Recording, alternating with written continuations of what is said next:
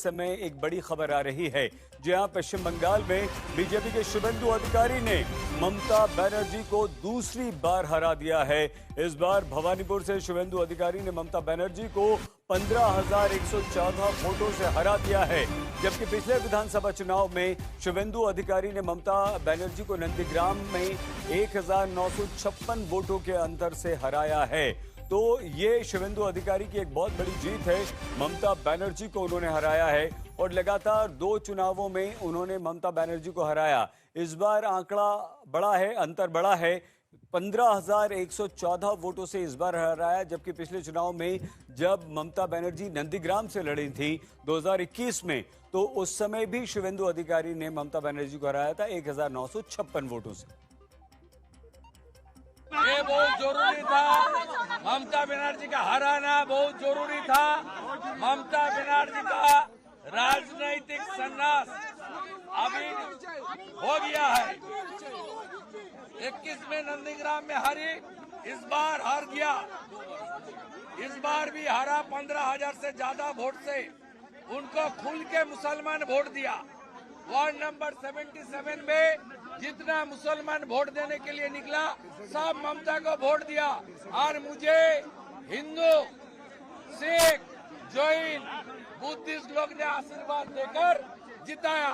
ये जीत हिंदुत्व का जीत है, ये जीत बंगाल का जीत है, ये जीत नरेंद्र मोदी जी का जीत है। उन्होंने 15 राउंड तक थी। जब उनका मार्जिन खत्म करके मैं 536 वोट से आगे निकल गई, तब उन्होंने भागना चालू कर दिया।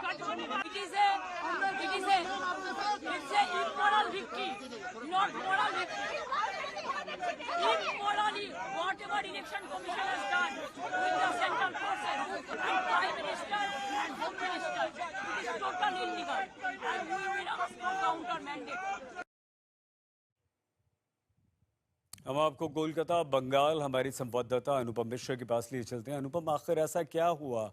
भवानीपुर में इस समय आप मौजूद हैं। ऐसा क्या हुआ कि टीएमसी की इतनी बुरी हार हुई और ममता बनर्जी फिर से हार गई? क्या कारण रहा?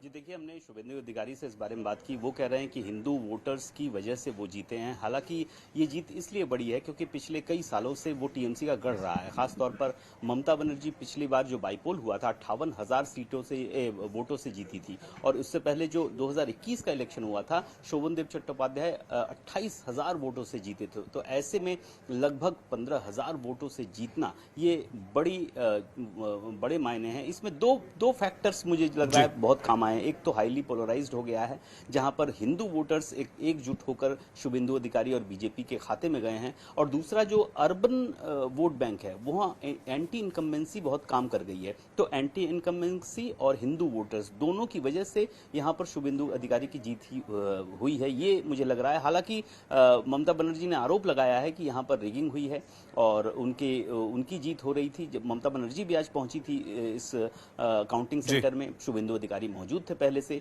और जब ममता निकली तो उन्होंने आरोप लगाया कि यहां पर उनके साथ धांधली की गई है। लेकिन अंततः जो रिजल्ट आया है उसमें एक बात तो साफ है कि यहां पर जो रिजल्ट आया है उसमें एंटी इनकम्बेंसी और हिंदू वोटर का एकजुट होना साफ झलक रहा है।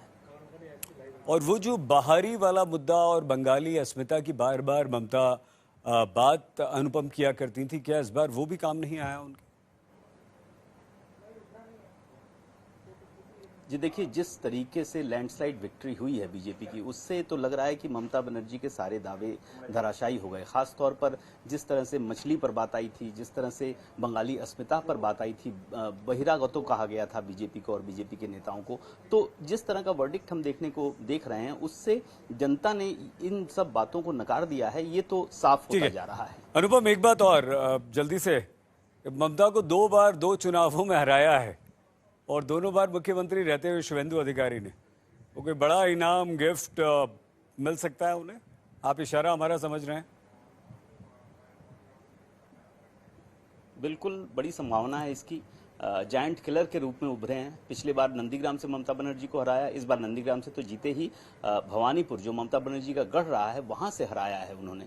तो उनसे सवाल भी किया गया था, कह रहे हैं कि मैं इंटरेस्टेड नहीं हूं, ये पार्टी तय करेगी। लेकिन जायंट किलर के रूप में अगर अभी कोई पश्चिम बंगाल में बीजेपी का बड़ा चेहरा उभर कर आ रहा है तो वो शुभेंदु अधिकारी हैं और सीएम की सीट के पक्के दावेदार फिलहाल वही लग रहे हैं। तो मुख्यमंत्री की रेस में और दावेदार सबसे बड़े शुभेंदु अधिकारी, ममता को 2 बार इस बार भी हरा दिया। बहुत धन्यवाद अनुपम।